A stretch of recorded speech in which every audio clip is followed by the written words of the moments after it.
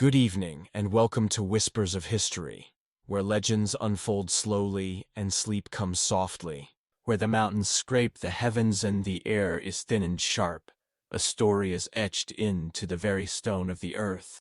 It is a story of a civilization that rose from the clouds, a people who mastered a vertical world, and an empire that, for a brief, brilliant moment, shone as the largest and most complex in the Columbian Americas. This is not a tale of a forgotten people, but of a living legacy. A story that whispers from the high peaks of the Andes, rustles through the quinoa fields in the Sacred Valley, and echoes in the precise fit of colossal stones that have defied earthquakes and the erosion of centuries.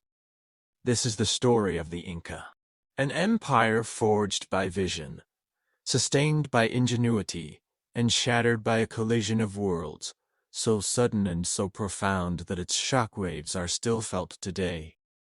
Join us as we journey back in time.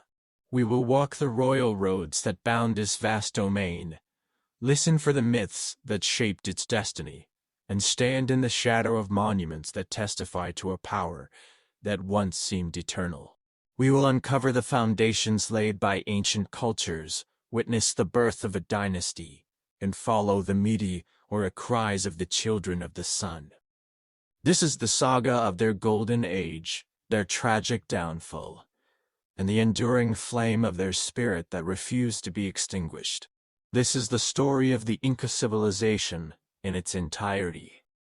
The Inca Empire did not spring from a void. It was the culmination, the final brilliant synthesis of thousands of years of human adaptation and cultural innovation in one of the most challenging landscapes on Earth. Before the first Inca ruler ever claimed divine descent, the Andes had been a crucible, forging societies of remarkable resilience and sophistication. Our story begins long before the Inca, in the deep past of the Andean world. The first human footprints pressed into the soil around 1500 BC. They belonged to nomadic hunter-gatherers, hardy pioneers who followed the retreating glaciers of the last ice age into the high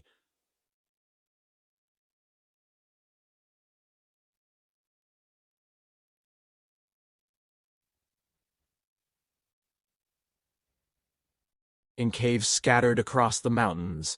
They left behind elegant stone points and enigmatic paintings, the faint first whispers of a human presence in this vertical realm. For millennia, survival was a daily struggle, a testament to human endurance in a land of extremes. Then, around 50 BC, a quiet revolution began. It wasn't a war or a conquest, but the simple, profound act of planting a seed. The peoples of the Andes began to domesticate the wild plants that grew around them.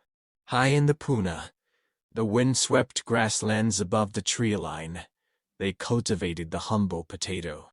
This miraculous tuber, capable of thriving at altitudes that would kill most other crops, became the bedrock of highland life. Over centuries, they would develop more than 4,000 distinct varieties, a vibrant genetic library adapted to every conceivable microclimate. Alongside the potato came quinoa, the mother grain, with its protein-packed seeds. They nurtured hardy tubers like Oci and Del Luco, and in the lower, warmer valleys they mastered the cultivation of maize, beans, squash, and cotton. This agricultural explosion anchored the nomadic bands to the earth. For the first time, permanent villages took root, and with them, the seeds of complex society. By 2600 BC, while the Egyptians were raising their first pyramids, a stunningly advanced civilization emerged on the arid coast of modern-day Peru. In the Supe Valley, the city of Coricancha rose from the desert sands. This was a true urban center, with massive platform mounds, sunken circular plazas, and sprawling residential complexes that housed thousands. What is most astounding about Coricancha is that its people built this monumental city without the benefit of pottery. Instead of ceramics, They channeled their creativity into other forms, weaving intricate textiles from cotton and carving exquisite flutes from the bones of pelicans and condors. Kara was not the capital of a conquering empire, but the hub of a vast trade network, a peaceful interchange that linked the bounty of the sea with the produce of the highland farms. It was a civilization built on cooperation, not coercion. As the centuries passed, new cultural horizons spread across the Andes. Around 900 BC, a powerful religious movement, a cult of devotion, emanated from a temple complex at Chave and di Huantar, nestled high in the north-central mountains. For nearly 700 years, the influence of Chavan was immense. Their iconography, a mesmerizing blend of human features with the attributes of the jaguar, the eagle and the cayman, appeared on pottery, textiles and stone carvings across a vast territory. The temple at Chavan was an architectural marvel, a place of profound sensory experience. A labyrinth of stone passageways was designed to channel water, creating disorienting and haunting sounds that would have amplified the power of their religious ceremonies. Chavan unified disparate communities not through political force, but through a shared spiritual vision, a common understanding of the cosmos. It established a pattern of cultural exchange that would become a defining feature of the Andean world. When Chavan's influence waned, a tapestry of distinctive regional cultures blossomed. On the arid southern coast, the Nazca people left their enigmatic signature upon the land. Using the desert plateau as their canvas, they created immense geoglyphs, colossal drawings of animals, plants and geometric shapes. A hummingbird stretching hundreds of feet, a spider meticulously rendered, a monkey with a swirling tail. These lines were created by removing the dark, oxidized desert varnish of the surface stones to reveal the lighter soil beneath. Their exact purpose remains one of history's great mysteries. Were they astronomical calendars? Pathways for ritual processions? Offerings to mountain gods who could see them from above? Perhaps they were all of these things. The Nazca also left behind some of the most beautiful polychrome pottery ever created, their vessels alive with vibrant, naturalistic depictions of the world around them. Meanwhile, along the northern coastal valleys, the Mock civilization flourished from the 1st to the 8th centuries AD. They were master builders erecting enormous adobe pyramids, or hukas that dominated the landscape. The Huque del Sol, their largest pyramid, was a staggering achievement, constructed from an estimated 143 million adobe bricks. But the Mock are perhaps best remembered for their startlingly realistic ceramics.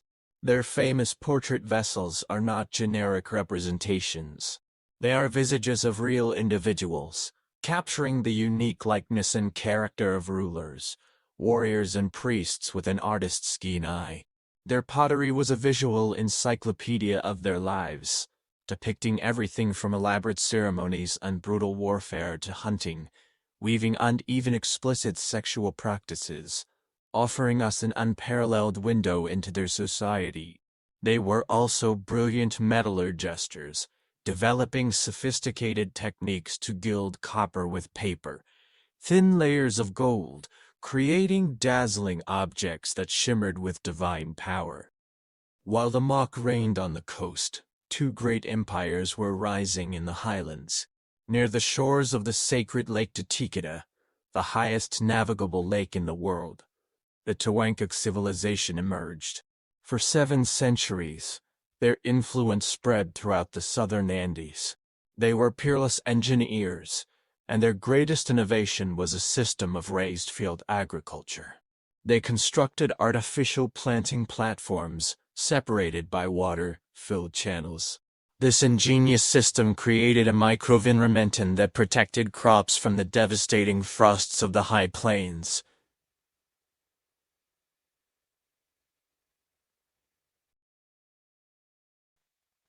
This allowed them to produce massive food surpluses in an otherwise unforgiving environment.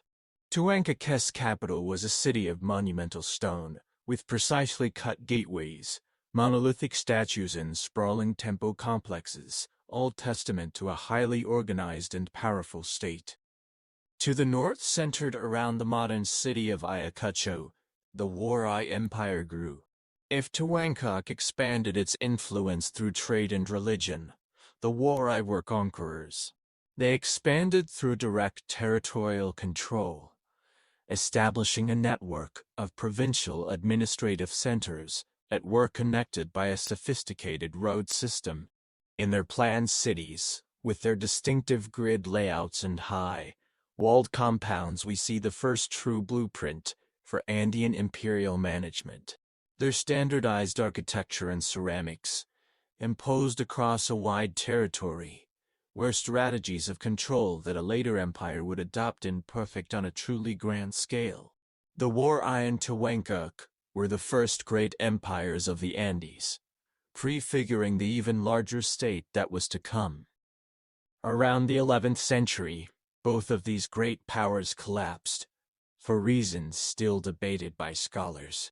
Climate change, internal rebellions, the exhaustion of resources, all may have played a part. Their fall ushered in a period of fragmentation, a time of competing kingdoms and chiefdoms. On the north coast, the Kaimu kingdom rose from the ashes of the Mok, building their immense capital city of Chanchan, the largest adobe city in the world. In the highlands, dozens of smaller ethnic groups vied for control of fertile valleys and strategic mountain passes. This era of conflicting competition, however, was also a period of intense innovation. It was during these centuries that agricultural terracing was perfected, transforming steep and usable mountainsides into productive farmland. Irrigation canals became ever more sophisticated, carrying water from miles across rugged terrain. And the importance of large-scale food storage in massive stone storehouses, called cuelques, became a key strategy for managing risk in and of unpredictable seasons. All of these achievements, the agricultural genius, the engineering prowess, the artistic traditions, the models of statecraft, formed a deep, rich cultural inheritance. The people who preceded the Inca had already solved the fundamental challenges of life in the Andes. They had learned to manage water in the driest deserts, to build monuments without draft animals, and to connect diverse ecological zones through networks of trade and communication. They did not know it, but for millennia, they had been laying the foundations. They were setting the stage for one small, unassuming ethnic group from a fertile valley in the southern highlands. A group who would inherit this vast accumulation of knowledge and, through a combination of ambition, vision and ruthless genius, synthesize it into the mighty empire of the Inca. In the heart of the southern Andes, nestled more than 11,000 feet above the sea, lies a valley of singular fertility and beauty. This is the Valley of Cusco. It was here, in this basin cradled by sacred mountains, or Apus, that the story of the Inca truly begins. But it begins not with the cold, hard facts of archaeology, but with the warm, vibrant colors of myth. These origin stories, passed down through generations of oral tradition before being transchroniclers, are not just fables. They are a window into the soul of the Inca, revealing how they saw themselves, their place in the cosmos, and their divine mandate to rule. One of the most powerful and widely told myths speaks of four brothers and four sisters.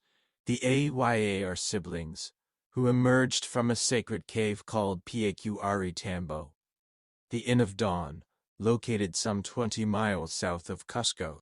Each brother had a different character. Aya are Manco, the leader. Aya are Kakai, strong but hot-tempered. Aya are Yuchu, a religious figure. And Aya are Oka, a warrior. Led by Manco Capac and his sister, wife Mama Oclo, they began a long, epic journey in search of a place to build their kingdom. They carried with them a golden staff, a gift from their father, the sun god Inti. The prophecy was simple: where the staff sank effortlessly into the earth, that was the fertile land destined to be their home. The journey was fraught with conflict and magical transformations. The powerful Ayr I was tricked by his jealous brothers, unsealed within a cave. Ayru, in a display of reverence, turned to stone on a sacred hill. Hayro grew wings and flew to the site of the future Cusco, where he too was transformed into a stone pillar marking the sacred territory. Finally, only Manco Capac and his sisters remained. When they reached the Cusco Valley, he plunged the golden staff into the ground. It vanished into the rich soil. They had found their promised land. Here, Manco Capac taught the men the arts of agriculture and building, while Mama Oclo taught the women the sacred arts of weaving and domestic life. From this union, the divine lineage of the Inca kings was born. A second, parallel tradition offers a different but complementary narrative. In this version, Manco Capac and Mama Oclo are the direct children of the sun god Inti. They emerged not from a cave, but from the sacred waters of Lake Titicaca, a place revered as a source of life by the earlier Inca Empire. Their celestial father sent them to Earth to bring order and civilization to a world of darkness and barbarism.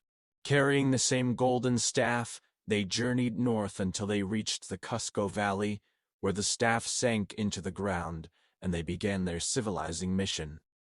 These myths were brilliant works of political propaganda. They established the Inca ruler, the Sapa Inca, as a direct descendant of the sun, a living god on earth. They legitimized the practice of royal sibling marriage, a way of keeping the divine bloodline pure.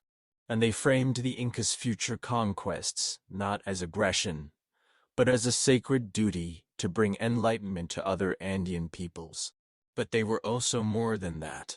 They were cultural memories, encoded in supernatural imagery of a real migration, a real period of settlement, and a long, slow process of mastering the challenging environment of the highlands.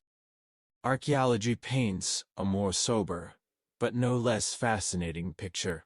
Around the 12th century AD, in the power vacuum left by the collapse of the war-iron Inca empires, the Cusco Valley was a competitive and volatile landscape, home to many small chiefdoms. The people who would become the Inca were, at this time, just one of these groups. They were distinguished by neither size nor power, but their homeland was strategically brilliant. It sat at the intersection of several distinct ecological zones, giving them access to the potatoes and camelid herds of the high Puna, the maize of the valley floor, and the coca and fruits of the lower, eastern slopes. This position gave them a crucial advantage in trade and alliance building. The historical record, hazy as it is, identifies Manco Capac as the first recognized leader, the founder of the Kingdom of Cusco, likely ruling in the early 13th century. Whether he was a single, charismatic individual or a composite figure representing several early leaders, we may never know for certain. But it was under his rule and that of his immediate successors that the foundational institutions of Inca society began to take shape. They established the principle of divine kingship. They created the first royal lineages, known as Panacas, which were corporate groups formed by all the male descendants of a Sapa Inca. Each Panaca was responsible for preserving the mummy of their founding king and perpetuating his legacy. The line of kings that followed Manco Capac, rulers with names like Sinkai Roca, Eloque Punqui Meta Capac and Inca Roca, are figures shrouded in legend. For some 2 centuries, they were not emperors, but local warlords, gradually expanding their influence through a combination of warfare, diplomacy, and strategic marriages. They slowly but surely consolidated their control over the Cusco Valley, subjugating or allying with their immediate neighbors. During this formative, pre-imperial phase, the core of Inca society was the ALLU. This was the fundamental social unit, a kinship group of families who owned land collectively and shared labor obligations. The ALLU was the bedrock of Andean life, organizing everything from farming to religious ceremonies. Life revolved around the agricultural cycle, a rhythm dictated by the sun, the moon, and the stars. Potatoes and quinoa were the staples, supplemented by meat from llamas and alpacas. Their most ingenious creation was chuno, a freeze-dried potato made by exposing the tubers to the freezing night air and the intense daytime sun, then trampling them to press out the moisture. This process created a lightweight, long-lasting food source that could be stored for years, a vital insurance against famine. Society was structured around a principle of gender complementation. Men and women operated in distinct but equally essential spheres. Men were responsible for plowing the fields, construction, and warfare. Women were in charge of planting and harvesting, food preparation, brewing the ubiquitous corn beer known as chicha, and most importantly, weaving. Textiles were not just for clothing. They were the most prestigious art form in the Andean world, a repository of wealth, a marker of social status, and a medium for communicating complex symbolic information. While men held the formal positions of political power, high status women, especially the Queye, the principal wife of the Sapa Inca, wielded considerable influence. Their cosmos was populated by powerful deities. At the apex was Viracocha, but their personal patron was Inti, the sun god, from whom the royal lineage claimed descent. They also worshipped Tilapia, the god of thunder and weather, and Pachama, the earth mother, who sustained all life. Their spiritual world was not confined to temples. It was alive in the landscape itself.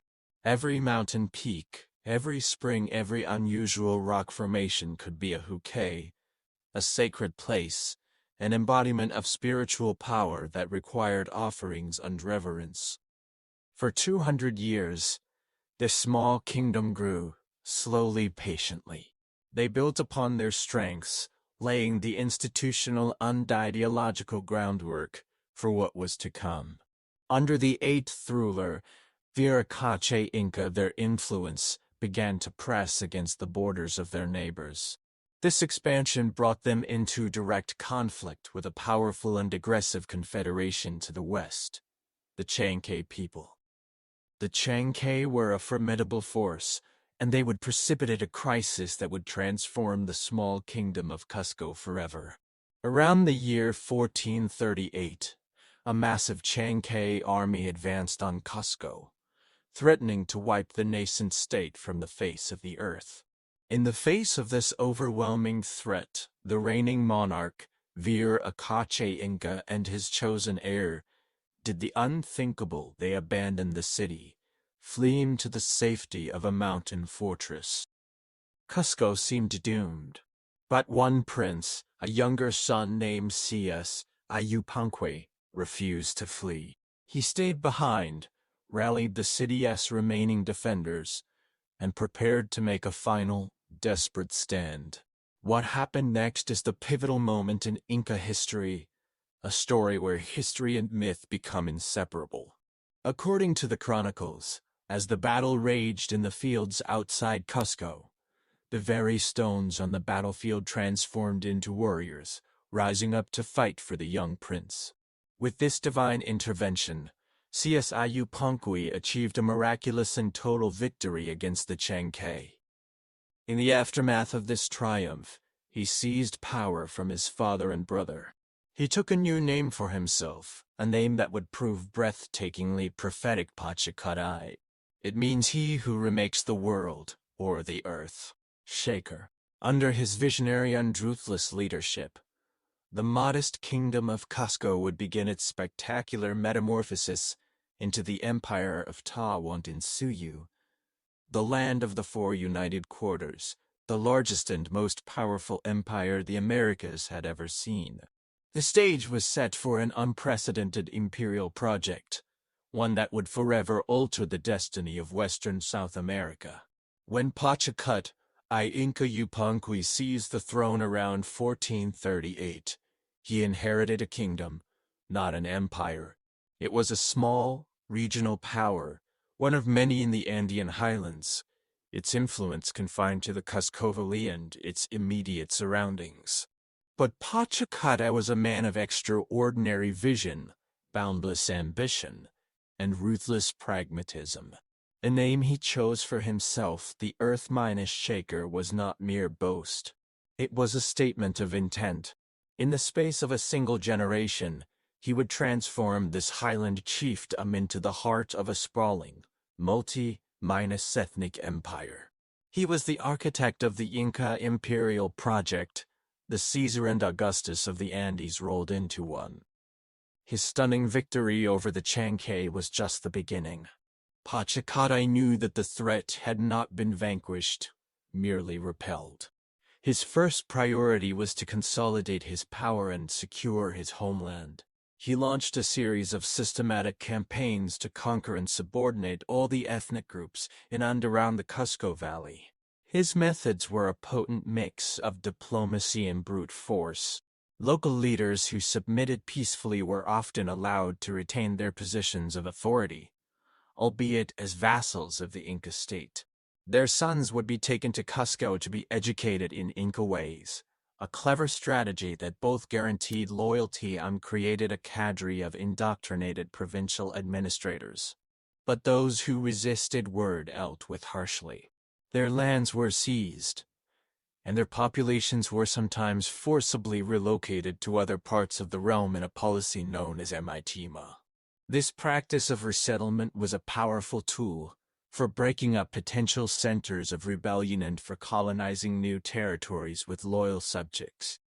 With the heartland secured, Pachacutta turned his attention back to his great rivals, the Chankay.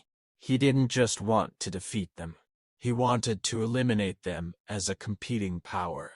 He marched his armies into their homeland and, in a series of decisive battles, crushed the Chankay Confederation, dismantling their political structure and absorbing their territories into his rapidly expanding state. This victory gave him control over valuable agricultural lands and vital trade routes, and it sent a clear message to every other power in the Andes: the Inca were now the dominant force. Pachacutta's military genius was matched by his statecraft. He understood that an empire could not be held together by force alone. His emissaries would travel ahead of his armies, offering potential targets a choice. They could accept Inca rule peacefully, and in return, they would receive gifts, protection, and the benefits of inclusion in the Inca economic system. Their local gods would be honored and incorporated into the imperial pantheon. But if they refused, the alternative was swift and total military conquest. This carrot and stick approach was remarkably effective, minimizing bloodshed and facilitating the integration of diverse peoples into the empire. He also perfected the use of marriage alliances. He and his nobles would marry the daughters of conquered lords, creating sacred bonds of kinship that transformed a relationship of conquest into one of family. These alliances helped to legitimize Inca rule and gave provincial elites a personal stake in the success of the imperial project. As the territory under his control grew, Pachacutta recognized that the informal methods of governance that had served a small kingdom were woefully inadequate for an empire. A revolution in administration was needed. He is credited with instituting a hierarchical system based on decimal units. The entire population was organized into groups of 10, 50, 100, 500, 1,000, 5,000, and 10,000 households. Each unit was led by an official, or Coricancha, who was responsible for everything from collecting tribute and organizing labor to settling disputes. This created a clear, streamlined chain of command, stretching from the Sapa Inca in Cusco down to the head of a tiny household in a remote village. It also provided the state with detailed census data, essential for planning and resource management. The cornerstone of the Inca economy, and one of Pachacuta's most significant reforms, was the systematization of the Maida. This was a form of labor tribute, building on a long-standing Andean tradition of reciprocal labor exchange within communities. Under Pachacuta I, it was transformed into a state-managed institution. Every able-bodied male subject was required to provide labor service to the state for a set period each year. This labor was used for a vast array of public works, building roads, terracing mountainsides, constructing temples and palaces, mining for precious metals, or serving in the army. The Maida was the engine that powered the construction of the Inca Empire. It allowed the state to mobilize enormous labor forces for its grand projects, all without a system of currency or wages. In return, the state was expected to provide food, drink, and entertainment for the workers, framing the obligation within a context of festive, state-sponsored reciprocity. Pachacuta's most visible and enduring legacy was his radical transformation of Cusco itself. He was a master of propaganda, and he understood the power of monumental architecture to project an image of absolute authority. He ordered much of the old city to be demolished and rebuilt on a grand scale, as a planned imperial capital. The new city was laid out in the shape of a puma, a sacred animal symbolizing power and strength. The head of the puma was the great fortress mine, a temple of Sacsayhuman on the hill above the city, while the heart was the central plaza. At the very center of this sacred city, he rebuilt the main temple, the Inca Empire, and renamed it the Coricancha, or Golden Enclosure. It became the most sacred shrine in the entire empire.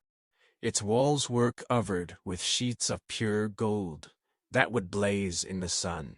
Its courtyard was a spectacular garden filled with life-sized replicas of maize plants, llamas, and insects, all exquisitely crafted from gold and silver.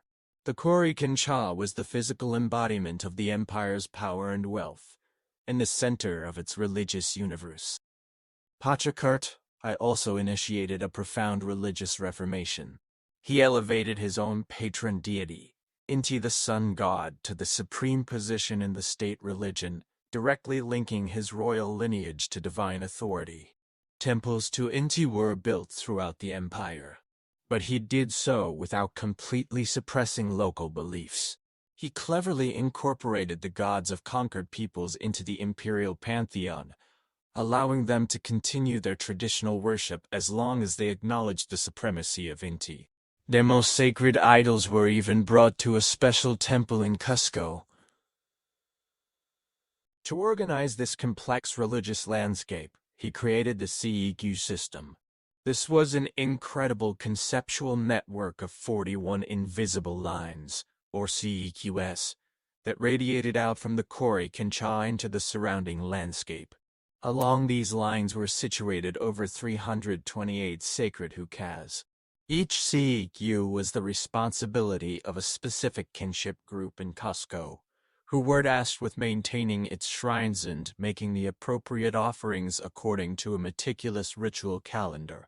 The CEQ system was a masterpiece of social and religious organization, weaving together sacred geography, social structure, and calendrical rituals into a single, unified framework controlled by the state. Perhaps Pachacuta's most personal and innovative architectural project was the concept of the royal estate. He was the first to build a private retreat for himself, a place to escape the pressures of the capital and to serve as a monument to his power that would be maintained by his Panaka long after his death. His magnificent estate, nestled on a high ridge in the Urubamba Valley, is known to the world today as Machu Picchu. It was not a lost city, but a royal country palace, a place of rest, ritual, and administration, a symbol of the Earth-Shaker's ultimate triumph. As his reign neared its end, Pachacut, I began to prepare for a smooth succession, a process that had often been violent and chaotic in the past. Around 1463, he appointed his son, Sapa Inca Yupanqui, as his co-minus ruler. This allowed the heir to gain invaluable military and administrative experience, while his father still controlled the central government in Cusco. It was a brilliant move that ensured continuity and stability. When Pachacut I died around 1471, he left behind a world utterly transformed by his vision. The modest kingdom he had inherited was now the heart of a vast, dynamic, and highly organized empire. The administrative, religious, and architectural foundations he had laid would enable his successors to expand the Tawantinsuyu to its greatest extent. He had not just conquered territory. He had created a new order, a new world. The Earth-Shaker had lived up to his name. The foundations laid by Pachacut I were so strong that the empire he built not only endured but expanded at a breathtaking pace under his successors. The period from roughly 1471 to 1525 marked the golden age of the Tawantinsuyu, a time of unprecedented territorial growth, engineering marvels, and administrative sophistication. This was the era when the Inca Empire reached its zenith, becoming the most integrated and complex political entity in the Americas. The imperial project was continued with spectacular success by Pachacuta's son, Sapa Inca Yupanqui. Having already proven himself a brilliant military commander during his co-minus regency with his father, Sapa Inca assumed sole rule with a vision that was even more expansive. While Pachacutta had focused on consolidating the Andean heartland, Sapa Inca dreamed of a truly continental empire. He was the Alexander the Great of the Andes. His first and most significant target was the powerful Kaimu kingdom on the northern coast of Peru. The Kaimu, with their magnificent adobe capital at Chanchan, were sophisticated rivals who controlled rich, irrigated valleys and a thriving maritime trade. After a series of hard-fought campaigns, Sapa Inca's highland armies conquered the Kaimu kingdom around 1475. This was a pivotal victory. It gave the Inca control over a huge population, advanced irrigation systems, and crucially, communities of the finest craftspeople in the Andes. Kaimu metalsmiths and weavers were forcibly relocated to Cusco to serve the Inca elite, their skills now harnessed for the glory of the empire. With the north coast secured, Sapa Inca pushed the frontiers of the empire ever outward. His armies marched north into what is now Ecuador, conquering the Canary and other peoples, and establishing a major secondary capital at Quito. There are even tantalizing chronicle accounts that suggest he launched a great seafaring expedition into the Pacific, a year-long voyage with a fleet of balsa rafts that may have reached the Galapagos Islands or even Easter Island. While physical proof remains elusive, the story speaks to the boundless ambition of his reign. Simultaneously, he launched massive campaigns to the south. His armies crossed the brutal Atacama Desert and advanced deep into modern-day Chile, reaching the Maule River. They pushed east across the Andes into what is now Argentina and Bolivia. By the end of his reign, Sapa Inca Yupanqui had more than doubled the size of the empire he had inherited from his father. The Tawantinsuyu now stretched for nearly 2,500 miles along the spine of the Andes, a vast and diverse domain of mountains, deserts, and jungles. This rapid expansion would have been impossible without a corresponding revolution in infrastructure.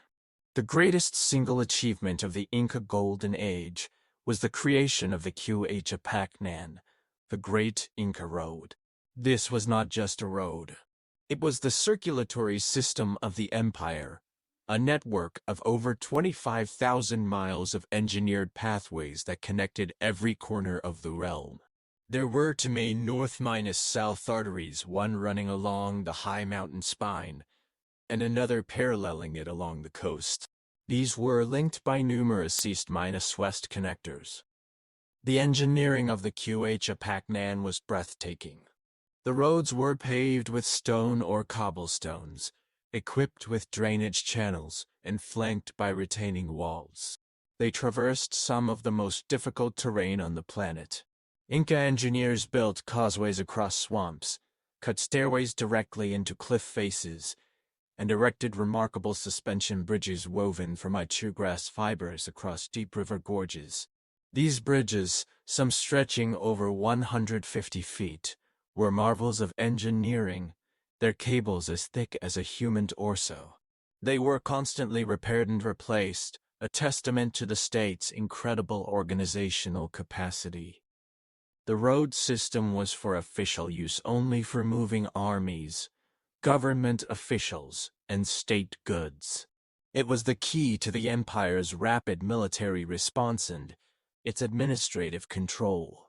To service this network, a system of way stations, or tambos, was built at regular intervals. These were complexes that provided lodging, food, and supplies for traveling state personnel. More importantly, the Qhapaqnan was the backbone of the empire's communications system. A relay network of trained runners, known as chasquis, were stationed at smaller posts between the tambos, carrying a conch-shell trumpet and equip you. A runner would sprint his segment of the road, typically about a mile, before passing his message to the next runner. This system operated 24 hours a day. Messages could travel from Cusco to Quito, a distance of over 1,200 miles, in less than a week, an astonishing feat in a society without writing or the wheel. The Incas' mastery over their environment extended to agriculture. State-sponsored terracing projects transformed precipitous mountainsides into fertile, level platforms for farming. The terraces at sites like Pisac and Tambo in the Sacred Valley are works of art. Their precisely cut stone walls, following the natural contours of the mountain. These terraces, or andines, didn't just create new farmland. They were sophisticated agricultural laboratories, with different levels creating distinct microclimates that allowed for the cultivation of a wide variety of crops. Irrigation systems grew ever more complex, with stone-lined canals carrying water for miles from mountain springs to arid fields. The Inca also perfected a traditional Andean economic model known as the vertical archipelago. Recognizing the incredible ecological diversity created by the steep Andean slopes, the state established colonies at different altitudes. A single community might control lands in the high puna for herding llamas and alpacas, fields in the mid-altitudes for growing potatoes and maize, and plots in the low, jungle valleys for cultivating coca, cotton, and tropical fruits. The state then managed the redistribution of these specialized products across the empire, ensuring that every region had access to the full range of resources. To manage this vast and complex enterprise, the Inca needed an efficient way to keep records. Without a system of writing, they developed an ingenious device called the quipu. A quipu consisted of a primary cord from which hung numerous knotted and colored pendant strings. It was a sophisticated three-dimensional system for recording and transmitting information. The type of knot, its position on the string, the color of the string, and the way the strings were plied together all encoded meaning. Specialized officials. The Quipucmaocs, or keepers of the Quipus, were trained to create and interpret these devices. They could record vast amounts of statistical data, census figures, tribute obligations, warehouse inventories. Some scholars believe that Quipus may have also been capable of recording narrative and historical information, a form of not-minus writing that we are only now, with the help of computers, beginning to comprehend. The empire's wealth was stored in massive complexes of storehouses, or QLLQs. Thousands of these circular or rectangular stone buildings were constructed near administrative centers and along the Nan. Their clever design, with gravel floors and ventilation systems, kept their contents dried meat, grains, textiles, weapons cool and dry for years. These storehouses were the empire's social security system. They held reserves for times of famine, supplied armies on the march, and provided for the needs of laborers working on state projects. They were a visible symbol of the state's power and its promise of provision. When Sapa Inca died around 1493, he was succeeded by his son, Inca Empire. His reign marked the height of the empire's power and extent. Inca Empire focused less on new conquests and more on consolidating the vast territories his father and grandfather had won. He spent much of his reign in the north, putting down rebellions and strengthening Inca control in what is now Ecuador. He invested enormous resources in building up a second capital at Tamibamba, a city intended to be a northern counterpart to Cusco. Under Inca Empire, the Tawantinsuyu was a marvel of organization. A thriving empire of millions of people from over 100 different ethnic groups, all bound together by a common administration, a state religion, and a vast network of infrastructure. From the great plazas of Cusco to the farthest military outpost, the power of the Sapa Inca was absolute. The Golden Age was in full flower. But even at this moment of supreme confidence, a shadow was beginning to fall upon the land. It was a shadow that came silently, from far across the great ocean, an invisible and utterly devastating threat that would bring the Golden Age to a catastrophic end. At the dawn of the 16th century, the Tawantinsuyu seemed invincible, a permanent feature of the Andean world. The Sapa Inca, Inca Empire, ruled from his northern capital, overseeing an empire at the peak of its power and splendor. But unseen forces were gathering that would shatter this world. A series of interconnected crises, one biological and invisible, another political and internal, would converge with the arrival of a handful of strangers from an unknown world, precipitating one of the most tragic and dramatic collapses in human history. The first hint of the coming storm was just a rumor, a strange report from the far northern coast around 1524. Messengers told of unusual sightings at sea, massive floating houses with great white cloths, moving against the wind. These were the first tentative probes southward by Spanish explorers based in Panama. Men like Pascual de Goya and Francisco Pizarro, drawn by tantalizing tales of a fabulously wealthy kingdom of gold to the south. But more devastating than any ship or soldier was an enemy that traveled ahead of the Europeans, an invisible invader against which the Andean peoples had no defense. Sometime around 1525, smallpox, a disease born of the crowded, animal-filled cities of the Old World, arrived in the northern reaches of the empire. It likely spread along the vibrant coastal trade routes, passed from person to person, moving faster than any army. For the people of the Andes who had lived in biological isolation for millennia, the effect was apocalyptic. The disease swept through villages and cities, killing with terrifying speed. With no inherited or acquired immunity, mortality rates may have been as high as 50 to 90%. Entire communities were wiped out. The demographic collapse was so swift and so complete that it crippled the empire. Agricultural fields were left untended. The vital labor drafts faltered. The intricate administrative system based on census data was thrown into chaos.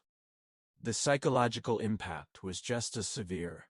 This inexplicable plague, which killed indiscriminately, challenged the very foundations of their cosmic order. It seemed like a terrible omen, a sign that the gods had abandoned them, undermining the religious authority of the state. Among the millions of victims of this silent killer was the emperor himself. Huon Capac succumbed to the disease around 1525 while in the north.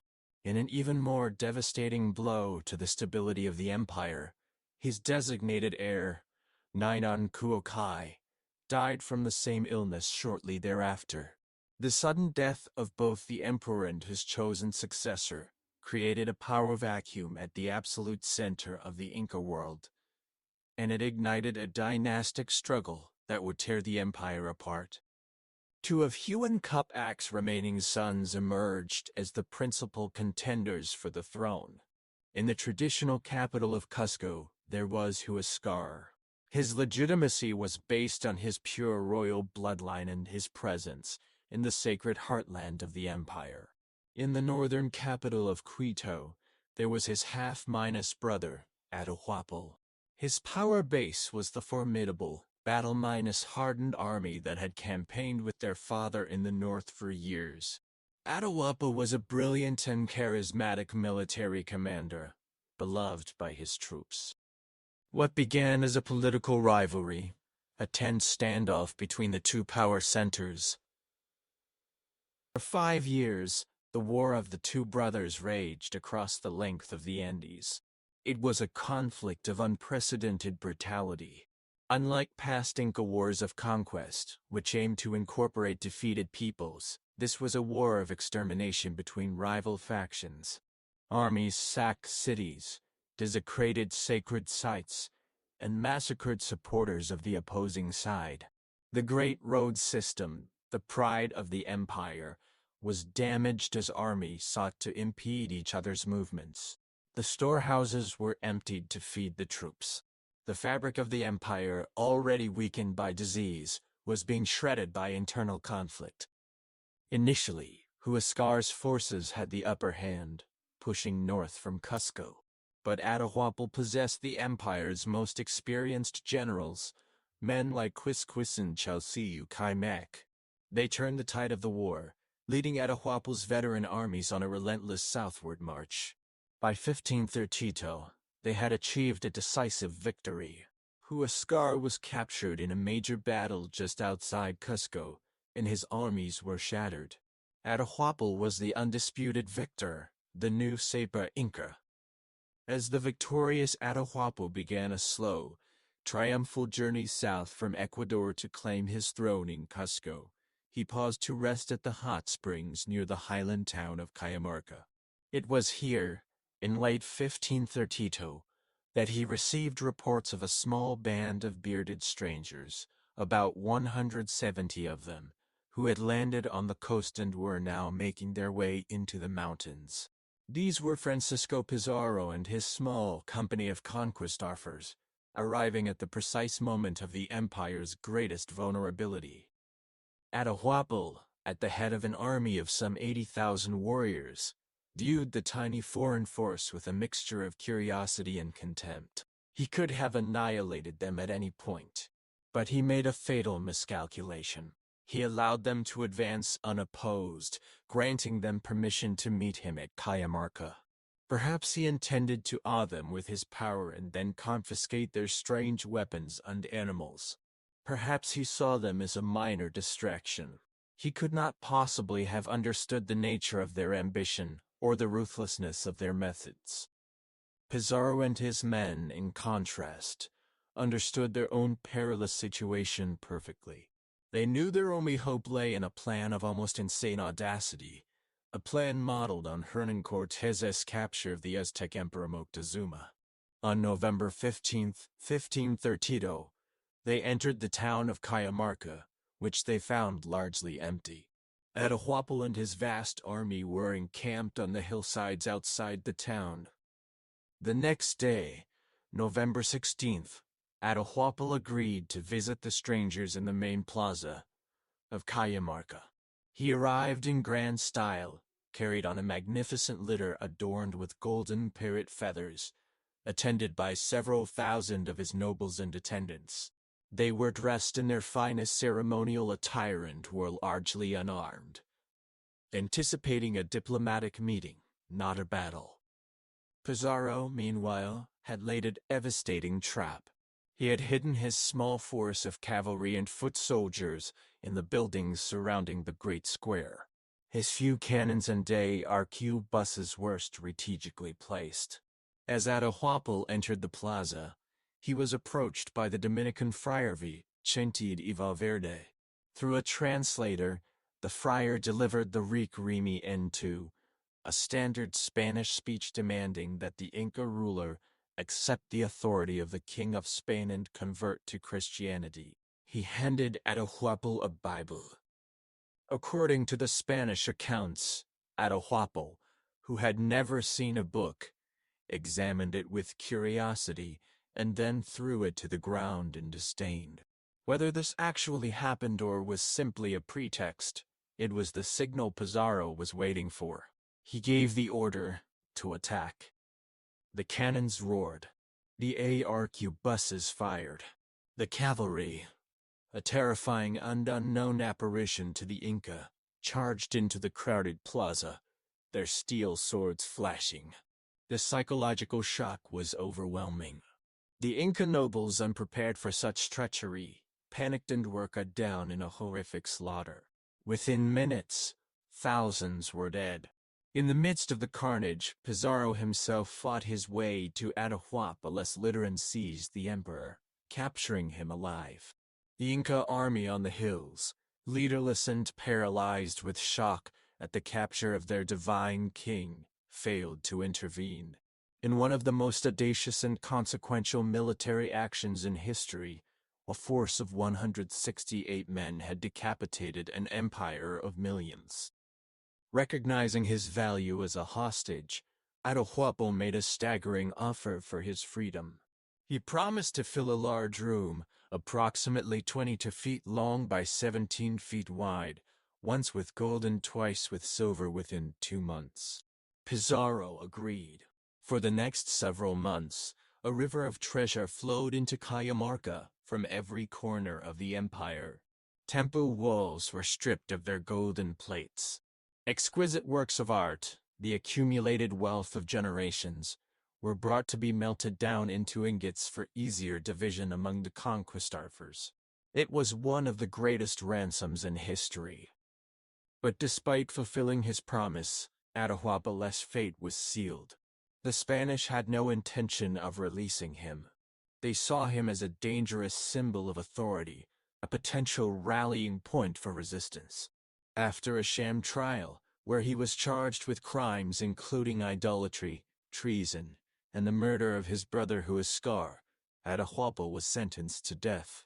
On July 26, 1533, the last independent ruler of the mighty Tawantinsuyu was executed by Garrett. The capture and execution of Atahualpa was the single most devastating blow from which the empire would never recover. It shattered the central pillar of the Inca world.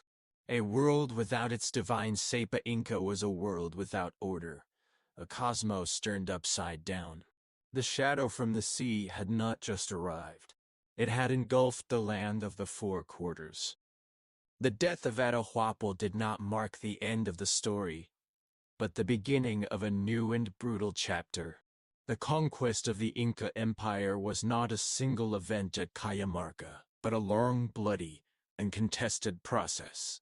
The Spanish victory, which seemed so absolute, was in fact precarious. For the next 4 decades, a flame of resistance, sometimes smoldering, sometimes blazing, would challenge the new colonial order and prove the resilience of the Andean spirit.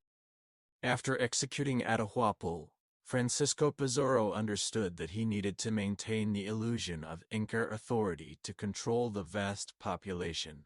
He chose a puppet ruler, one of Atahualpa's younger brothers named Tupacu Alpa, and began the long march south to the imperial capital Cusco. Along the way, the Spanish were aided by numerous Andean ethnic groups who had been subjugated by the Inca and now saw the newcomers as liberators, a fatal miscalculation they would come to regret. Despite this support, the advance on Cusco was met with fierce resistance from Atahualpa's loyalist generals. But the combination of Spanish steel, horses, and native allies proved unstoppable. On November 15, 1533, exactly 1 year after their arrival in Cajamarca, Pizarro's forces entered the sacred capital of Cusco. The heart of the empire had fallen. The conquerors were stunned by the wealth they found. The Coricancha and other temples, which had already been partially stripped for Atahualpa's ransom, still contained immense treasures. Once again, priceless works of art were melted down, and the city was systematically looted. Pizarro soon replaced his first puppet ruler, who had died on the march, with another young prince named Manco Inca Yupanqui.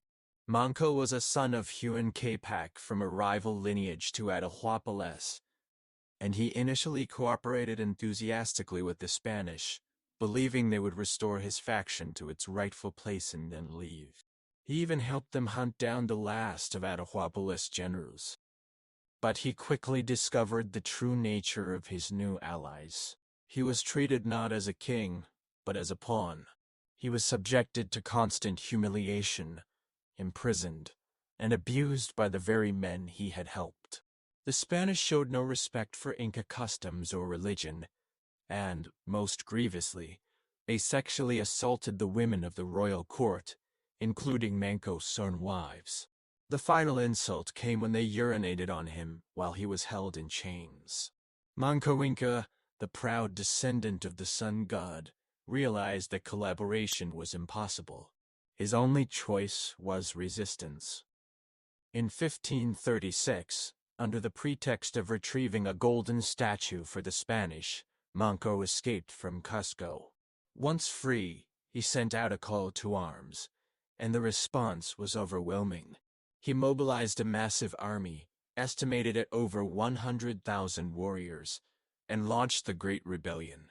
In May 1536, his forces surrounded Cusco, trapping the 190 Spanish defenders and their native allies inside. Simultaneously, another huge army, led by one of his generals, laid siege to the newly founded Spanish capital of Lima on the coast. For a time, it seemed the conquest might be reversed. The siege of Cusco lasted for nearly 10 months. Manco's warriors, using slings that could hurl stones with lethal accuracy, rained down projectiles on the Spanish. They used heated stones wrapped in flammable cotton to set fire to the city's thatched roofs, burning much of it to the ground. The Spanish were pushed back to the central plaza, their situation growing more desperate by the day. They survived only because of their superior weaponry, the terror inspired by their cavalry charges, and their grim determination. Ultimately, however, the rebellion faltered. The Inca army was an agricultural militia. The warriors had to periodically return to their fields to plant and harvest crops, weakening the sieges at critical moments. More decisively, Spanish reinforcements began to arrive by sea at Lima, eventually breaking the siege there and marching to relieve their beleaguered comrades in Cusco. By April 1537, Manco was forced to lift the siege and retreat. He fell back to the fortress-minus town of Ollantaytambo in the Sacred Valley, where he inflicted a rare battlefield defeat on the pursuing Spanish. But when this position became untenable, Manco made a fateful decision. He led his remaining followers, a caravan of nobles, priests, and warriors, deep into the treacherous, jungle-covered mountains northeast of Cusco. There, in a remote and inaccessible region called Vilcabamba, he established a new, independent Inca state, a government in exile. Vilcabamba became a beacon of resistance. From this jungle sanctuary, Manco Inca waged a guerrilla war against the Spanish for nearly a decade. His warriors launched trades on Spanish travelers and supply convoys along the roads, disrupting the colonial economy. The Neo-Inca state of Vilcabamba was more than just a military outpost. It was a repository of Inca culture. Here, traditional religious ceremonies were practiced, historical narratives were preserved, and the flame of Inca sovereignty was kept alive. The Spanish, consumed by their own bloody civil wars between the factions of Pizarro and his partner, Almagro, were unable to mount a successful expedition to crush this jungle kingdom. Unable to defeat him in battle, they resorted to treachery. In 1544, Manco Inca was murdered by a group of renegade Spanish soldiers to whom he had granted refuge in Vilcabamba. But even the death of its heroic founder did not extinguish the Neo-Inca state. It persisted under his sons. First Tupac ruled, eventually accepting a peaceful settlement with the Spanish and leaving Vilcabamba for a comfortable life on an estate near Cusco. He was succeeded by his brother, Tito Csi, a shrewd and charismatic leader who maintained a complex diplomatic game with the colonial authorities for years.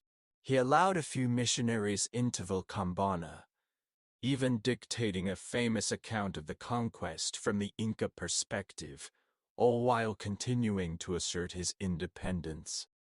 During this time, a powerful spiritual resistance movement known as the Takian Kyoi, or dancing sickness, spread through the highlands.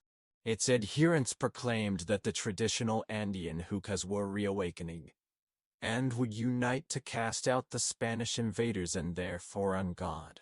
It was a millenarian movement of cultural revitalization that was brutally suppressed by the Spanish authorities. The final act of the drama came with the arrival of a new, ruthless Spanish viceroy, Francisco de Toledo. Toledo was determined to eliminate the persistent threat of Vilcabamba once and for all. When Tito Csi died suddenly in 1571, leadership passed to his brother, Tupac Amaru. Using Tito Csi's death as a pretext, Toledo launched a massive military expedition in 1572. This time, the Spanish were successful. They overran the jungle defenses and captured Tupac Amaru as he tried to flee downriver. The last free Sapa Inca was brought to Cusco in chains. Despite pleas for clemency, even from some of the Spanish clergy, Toledo was adamant.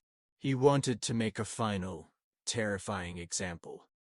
On September 24, 1572, in the great plaza of Cusco where his ancestors had once ruled as gods, Tupac Amaru was publicly beheaded. Eyewitness accounts describe a vast crowd of Indians weeping and crying out as the final blow fell. With the execution of Tupac Amaru, the direct royal line of the Inca was extinguished. The 40-year resistance was over. The flame that had burned so brightly in Vilcabamba had finally been put out, or so it seemed. The execution of Tupac Amaru was intended to be an ending, a definitive statement of Spanish dominance. But a story as deep as that of the Inca does not simply end. A civilization can be decapitated, its political structures dismantled, but its culture, its language, its beliefs, its knowledge, its memory can endure in 1,000 subtle and resilient ways. In the centuries that followed the conquest, the legacy of the Talwant Insu did not vanish. It transformed, adapted, and persisted, shaping the identity of the Andean world to this very day. The colonial period was a time of profound trauma and upheaval.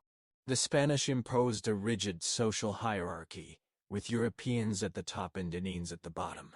The Encomienda system effectively turned native communities into a source of forced labor for Spanish landlords. The colonial Mita, a brutal perversion of the Inca system, forced hundreds of thousands of Indians to toil in the horrific conditions of the silver mines, most notoriously at Potosi, in modern Minas de Bolivia. This mountain that eats men financed the Spanish Empire while consuming generations of indigenous lives. The Spanish waged a relentless war against traditional Andean religion, destroying sacred objects and punishing idolaters. Yet beneath a veneer of Catholicism, a vibrance, Ignoredist flourished. The Andean people cleverly blended their own beliefs with those of their conquerors. The Virgin Mary might be associated with Pachama, the Earth Mother. The mountain gods, or Apus, continued to be revered alongside Catholic saints. This syncretic faith became a powerful form of cultural resistance, a way of preserving core cosmological beliefs in a hostile world. The memory of the independent Inca state never died. It became a powerful symbol of a lost golden age, a source of hope for a future restoration of justice. This memory fueled numerous rebellions throughout the colonial period. The most significant of these erupted in 1780, led by a Coricancha named a Gabriel Condor Canqui. He claimed descent from the last Inca ruler and took the name Tupac Amaru.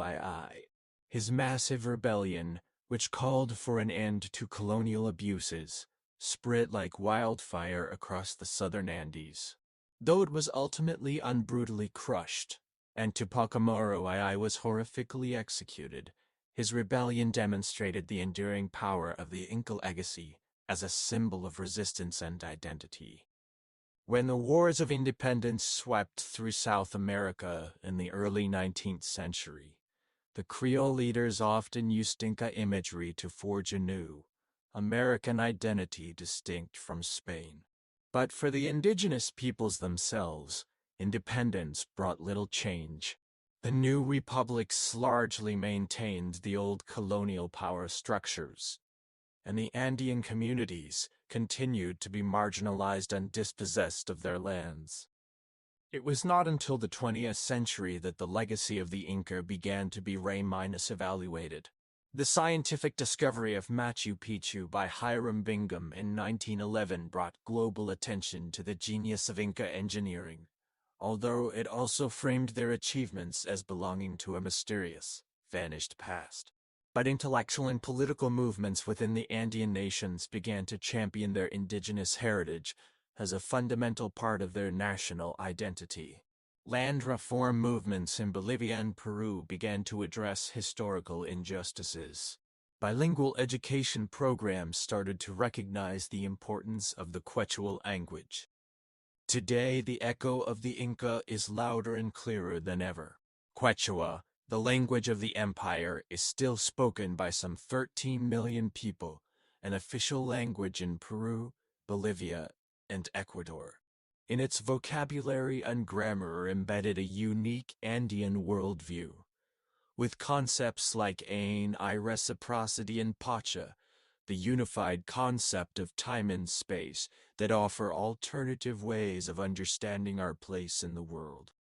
The agricultural knowledge of the Inca persists. Farmers still cultivate thousands of varieties of potatoes, using techniques of selection and adaptation honed over millennia. Researchers now study ancient Inca terracing and irrigation systems for clues on how to practice sustainable agriculture in the face of climate change. The textile traditions continue, with weavers using backstrap looms to create fabrics with complex patterns that encode stories and identities, a living link to the most prestigious art form of their ancestors. The social organization of the ALU continues to shape community life in many highland villages, with its emphasis on collective decision-making and reciprocal labor exchange. Perhaps most significantly, the political landscape has changed. In recent decades, indigenous movements across the Andes have gained unprecedented prominence. The election of Evo Morales and Aymara as president of Bolivia in 2005 was a watershed moment, a powerful reclamation of indigenous identity at the highest level of government. The achievements of the Inca, their breathtaking architecture, their unparalleled engineering, their sophisticated social systems are no longer seen as just the ruins of a dead civilization. They are recognized as the foundations of a living, breathing cultural heritage. The story of the Inca is a powerful testament to the heights of human achievement, a tragic tale of conquest and loss. As our journey through time comes to a close, we are left not with an ending, but with a sense of profound continuity. The political entity of the Tawantinsuyu is gone, but the civilization that created it endures. It endures in the faces of the people who walk the high mountain paths. It endures in the languages they speak, the food they cultivate, the fabrics they weave. It endures in the sacred relationship with the landscape, where the mountains are still gods and the earth is still a mother. To stand before the colossal, perfectly fitted stones of Sacsayhuaman, to wander through the impossible beauty of Machu Picchu, is to feel a connection across the centuries. It is to feel the presence of the minds that conceived these wonders in the hands that built them. The Inca Empire was a brief, dazzling flash in the long span of Andean history. But its light was so bright that it continues to illuminate our world. It reminds us that there are many ways to build a society, many ways to understand the cosmos, many ways to be human. The story of the Inca is a story of ingenuity, of ambition, of tragedy. But above all, it is a story of the enduring power of the human spirit to adapt, to survive, and to remember. Nearly 5 centuries after a collision of worlds set the Andes aflame, the mountains still hold that memory. The stones still speak. And now, so do we.